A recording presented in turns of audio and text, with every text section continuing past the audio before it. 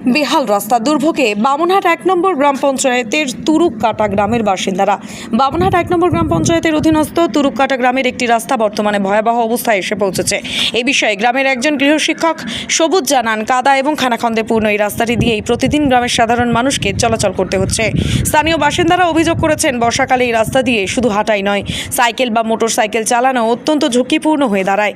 বিদ্যালয়ে যাতায়াতকারী ছাত্রছাত্রীরাও প্রতিনিয়ত অসুবিধার সম্মুখীন হচ্ছে। এলাকার মানুষেরা জানিয়েছেন, বহুবার পঞ্চায়েত এবং স্থানীয় প্রশাসনের দৃষ্টি আকর্ষণ করার চেষ্টা করা হলেও আজ পর্যন্ত কোনো স্থায়ী সমাধান মেলেনি। তুরুককাটা গ্রামের বাসিন্দাদের তরফ থেকে সরকারের কাছে অনুরোধ জানানো হয়েছে, অবিলম্বে এই রাস্তাটির উন্নয়নে প্রয়োজনীয় পদক্ষেপ নেওয়া হোক, কারণ এই রাস্তাটি তাদের দৈনন্দিন জীবনের প্রধান অবলম্বন। এছাড়াও তিনি আর কি অভিযোগ জানিয়েছেন, আসুন দেখে নেওয়া যাক। নাম কি? আমার নাম রিয়াজ শেখ। আমরা বামনহাট অঞ্চলের বামনহাট ১ নং অঞ্চলের তুরুককাটা গ্রাম। এই গ্রামের এই অবস্থার জন্য আমরা দাবি জানাচ্ছি যেন এই রাস্তাটা অবিলম্বে যেন ঠিক করা হয়। রাস্তাটা পঞ্চায়েত প্রধানকে? এখানকার পঞ্চায়েত রয়েছে মনিজা খাতুন আর হরিশ প্রধান রয়েছে।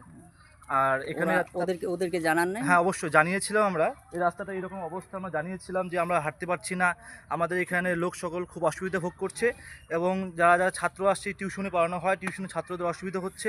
ঠিক আছে, এটা আমরা সরকারের কাছে আবেদন জানাচ্ছি, সরকারের জন্য অবিলম্বে আমাদের রাস্তাটা মেরামত, কমসে কম মেরামত যেন হয়, যেন মানুষ যেন সুস্থভাবে হাঁটতে পারে। এই রকম অবস্থায় একজন যদি কোনো কারণে রোগী যদি অসুস্থ হয়ে পড়ে, রাস্তা দিয়ে যাওয়া খুব অসুবিধা হয়ে যাবে। তাই আমরা পঞ্চায়েতের কাছে, প্রধানের কাছে, ওরা করতেছে না, আমরা জানিয়েছি, দেখিয়েছি, কিন্তু ওরা করছে না।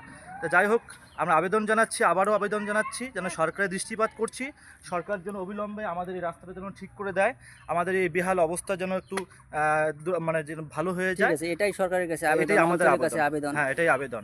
এই ছোটো ছোটো বাচ্চারা আছে, এরা সবাই রাস্তা দিয়ে যেতে পারছে না, খুব অসুবিধা হচ্ছে।